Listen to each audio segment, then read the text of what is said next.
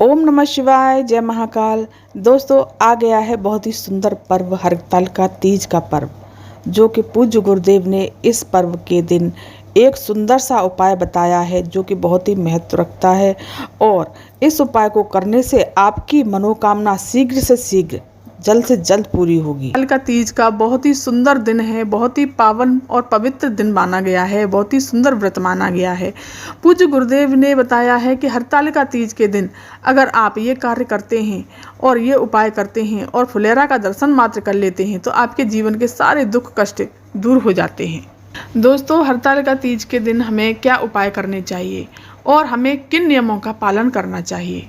दोस्तों, इस बार हरतालिका तीज का व्रत 18 सितंबर को मनाया जाएगा और उस दिन सोमवार का दिन भी पड़ रहा है, जो कि बहुत ही सुंदर दिन पड़ रहा है, बहुत ही शुभ संयोग बन रहा है। 2023 का बहुत ही अच्छे संयोग बन रहे 2023 में बहुत ही अच्छे और शुभ संयोग बन रहे हैं। इस दिन दो योग बन रहे हैं। पहला योग रवि योग बन रहा है और दूसरा योग इंद्र योग है। ये दोनों योग ही बहुत ही शुभ और बहुत ही अच्छे माने गए हैं। साथ ही साथ जानेंगे दोस्तों, इस व्रत को कौन कौन रख सकता है। इस व्रत को ज़्यादातर सुहागन महिलाएं और कुंवारी लड़कियां भी इस व्रत को रखती हैं। सुहागन महिलाएं जो व्रत रखती हैं हरतालिका तीज का, वो अपने अखंड सौभाग्यवती की कामना के लिए रखती हैं और अपने घर की सुख शांति के लिए रखती हैं। और कुंवारी कन्याएं अच्छे वर्ग की प्राप्ति के लिए इस व्रत को रखती हैं। जो भी माताएं बहनें इस व्रत को धारण करती हैं, उनको इस दिन 16 श्रृंगार जरूर करना चाहिए। इस दिन 16 श्रृंगार का विशेष ही महत्व होता है। ये तो दोस्तों आप जानते ही हैं कि इस व्रत को बिल्कुल निर्जल व्रत रखा जाता है, इसमें पानी भी नहीं पिया जाता। इस दिन दोस्तों ये तो जानते ही होंगे कि इस दिन माता पार्वती और भगवान गणेश जी और भगवान भोलेनाथ की पूजा की जाती है। रात्रि के समय में इस पूजा को करना होता है। इसे भगवान भोलेनाथ को प्रसन्न करने के लिए भी बहुत अच्छा व्रत माना जाता है। इस व्रत को निर्जला व्रत रखा जाता है। दोस्तों, सभी जानते हैं कि इस दिन फुलेरा का बहुत ही बड़ा महत्व माना जाता है। पूज्य गुरुदेव ने फुलेरा के बारे में बहुत ही अच्छी जानकारी बताई है, जो कि आप लोगों को जरूर ही जाननी चाहिए। दोस्तों, पूज्य गुरुदेव ने कहा है कि जो फुलेरा होता है उसमें कम से कम आपको 5 मालाएं तो जरूर लटकानी चाहिए। आप या तो अपने घर से बना कर ले जाते हैं या किसी दुकान वाले से बनवा कर लाते हैं, तो कम से कम ये ध्यान रखना कि उसमें 5 माला से कम माला नहीं होनी चाहिए, बल्कि अधिक हो तो बहुत अच्छा रहता है। जो भी दोस्तों इस व्रत की पूजा अर्चना करने के लिए तैयारी करते हैं, जो भी व्रत माताएं बहनें रखती हैं इस दिन पूजा अर्चना करने के लिए तो पूरी तैयारी करती हैं, तो इसको शाम होने से पहले आपको इन चीज़ों की सारी तैयारी करके रख लेनी चाहिए। और भोलेनाथ, माता पार्वती को, भगवान गणेश को अगर तैयार करके वहाँ बिठाते हैं तो वो सारी तैयारी आपको पहले ही कर लेनी चाहिए। दोस्तों, पूज्य गुरुदेव ने बताया है कि सबसे पहले आपको क्या करना है। माता पार्वती, भगवान गणेश और भगवान शिव जी को पहले स्थापित नहीं करना है। सबसे पहले आपको उस जगह पर पहले फुलेरा बांधना है, उसके बाद में ही आपको भगवान को वहाँ पर स्थापित करना है। दोस्तों, पूज्य गुरुदेव ने बताया है कि हरतालिका तीज के दिन दान का विशेष ही महत्व होता है, तो आपको इस दिन 16 श्रृंगार की वस्तुएं जरूर दान में देनी चाहिए। माता पार्वती को 16 श्रृंगार माता पार्वती को समर्पित करें। पूजा की सामग्री भी बहुत ज़्यादा विशेष होती है, पूजा की विधि भी बहुत ज़्यादा विशेष होती है। चलिए जानते हैं दोस्तों अब हरतालिका तीज के व्रत के नियम के बारे में। जो भी माताएं बहनें इस व्रत को धारण करती हैं तो उनको किस किस चीज़ों का किन किन नियमों का पालन करना चाहिए। सबसे पहले तो दोस्तों आपको इस चीज़ का ध्यान रखना है कि इस दिन आपको निर्जला व्रत रखना होता है। और इसके बाद में आपको किसी से भी आपको झूठ नहीं बोलना है। अपने मुख से कोई भी गलत बात नहीं निकालनी और झूठ नहीं बोलना है, किसी की बुराई नहीं करनी है। और इस दिन दोस्तों आपको विशेष ध्यान रखना है कि इस दिन आपको सफ़ेद रंग के और काले रंग के वस्त्र भूल कर भी नहीं पहनना है। अब जानते हैं दोस्तों उन माता बहनों के लिए जो हरतालिका तीज का व्रत नहीं रखती हैं और पूजन नहीं करती हैं, तो उनको इस दिन क्या करना चाहिए। तो उन स्त्रियों को क्या करना चाहिए कि हरतालिका तीज का फल उनको पूरा प्राप्त हो जाए। पूज्य गुरुदेव ने उपाय बताया है, जो कि पूज्य गुरुदेव ने बहुत ही अच्छा और अचूक उपाय बताया है, जो कि फुलेरा का उपाय बताया है। दोस्तों, हरतालिका तीज की पूजन जो होती है वो कहीं ना कहीं आपके घर के आसपास कोई आस पड़ोस में कोई करता होगा या फिर मंदिर में ये पूजन होती होगी। मात्र आपको सिर्फ एक काम करना है कि वहाँ पर जाना है 10-15 मिनट का टाइम निकाल करके, जहाँ हरतालिका तीज की पूजन होने वाली हो और वहाँ पर फुलेरा बांधा गया हो। और फिर वहाँ पर जाकर के आपको क्या उपाय करना है वो मैं आपको बताने जा रही हूँ। दोस्तों, अगर आप इस दिन ये उपाय करते हो तो निश्चित ही आपके ऊपर भगवान शिव और माता पार्वती की कृपा जरूर ही जरूर होगी। इसमें सबसे बड़ा महत्व जो होता है वो फुलेरा का महत्व होता है।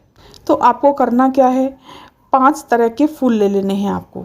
5 अलग अलग तरह के फूल होने चाहिए, एक तरह के नहीं। अगर फूल नहीं हो तो 5 वृक्ष की अलग अलग वृक्ष की पत्तियां ले लेनी है 5।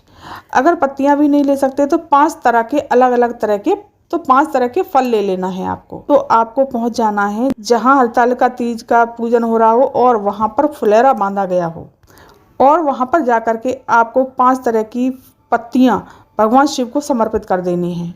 और अगर वहां नहीं जा सकते तो अब अगर आप मंदिर में चले जाएं, भगवान शिव के मंदिर में चले जाएं और शिवलिंग के ऊपर अगर भगवान शिव के ऊपर 5 तरह की पत्तियां अगर समर्पित करते हैं तो निश्चित ही भगवान आपकी मनोकामना शीघ्र से शीघ्र पूरी करेंगे। इसी प्रकार से आपको 5 प्रकार के फूल भी समर्पित कर सकते हैं और 5 प्रकार के फल भी समर्पित कर सकते हैं। जो आपकी इच्छा है, जो आपके पास उपलब्ध है, वो उन चीज़ों को आप समर्पित कर सकते हैं। तो दोस्तों, ये उपाय है जो माता बहनाएं हरतालिका तीज के दिन ये उपाय कर सकती हैं। जो व्रत रखे हैं वो भी इस उपाय को कर सकती हैं। जिन्होंने अब व्रत नहीं रखा है या कभी भी नहीं रखा है वो भी इस उपाय को कर सकती हैं। और इसके बाद में बहुत अच्छा एक विशेष उपाय बताने जा रहे हैं जो कि पूज्य गुरुदेव ने हाल ही की कथा में बताया है। और पूज्य गुरुदेव ने कहा है कि और हरतालिका तीज के व्रत के बारे में बताया है। अगर आपने नहीं सुना है तो इस बात को समझ लीजिए और सुन लीजिए।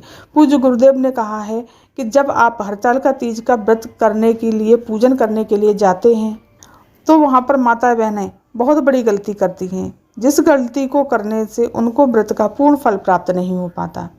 वैसे तो ये सब जानते हैं कि जहाँ पर हरतालिका तीज की पूजन होती है, व्रत होता है, जहाँ अनुष्ठान हो रहा होता है, वहाँ पर हम अपनी पूजन की थाली अलग से लेकर के जाते हैं और हम अपनी थाली में पूर्ण सामग्री लेकर के जाते हैं जिससे हम भगवान भोलेनाथ की, माता पार्वती और गणेश जी की पूजन विधि विधान से कर सकें।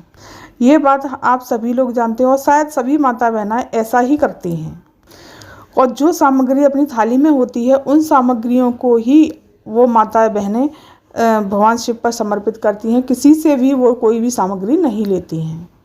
तो जब भी माता बहनें वहाँ पर पूजन करने के लिए जाती हैं वो एक गलती ज़रूर करती हैं, ज़्यादातर गलतियाँ माता बहनें करती हैं, तो इस गलती को ना करें। तो जब वहाँ पूजन करने के लिए जाती हैं तो वहाँ पर पहली पूजन के बाद में या दूसरी या तीसरी पूजन के, जो भी रात्रि के 12 बजे भी पूजन की जाती है, तो उस दिन जो है चाय ज़रूर पीती हैं। और वो इसलिए पीती हैं क्योंकि वो उनको नींद ना आए और माता पार्वती का भजन कीर्तन करती हैं और शिव जी का भजन कीर्तन करती हैं। तो उसी स्थान पर सबसे बड़ी गलती होती है। तो पूज्य गुरुदेव ने कहा है कि जिस व्यक्ति के घर में आप पूजन के लिए गए हो तो वो चाय बना कर देता है तो आधा फल उस व्यक्ति को चला जाता है, क्योंकि उसके घर की चाय, चीनी, पत्ती, दूध और उसने बनाया है, तो कुछ पूजा का फल उसको चला जाता है।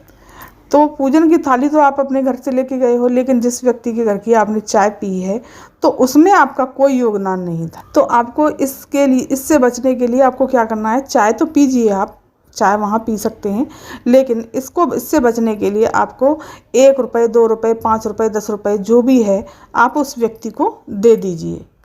तो पैसे वाली इसमें कोई बात नहीं है, क्योंकि यहाँ पर आपका चाय के लिए कुछ ना कुछ योगदान जा रहा है, तो आपका पूजा का फल आपको पूर्ण प्राप्त होगा। जो गुरुदेव ने कथा में स्वयं कहा है कि अगर किसी के यहाँ चाय पीते हो तो उस चाय में अपना कुछ ना कुछ योगदान जरूर देना चाहिए। 5 रुपये, 10 रुपये, 2 रुपये, जो भी देना चाहो वो जरूर दें। भोला सब दुख का तुम्हारा, ओ भोला सब दुख का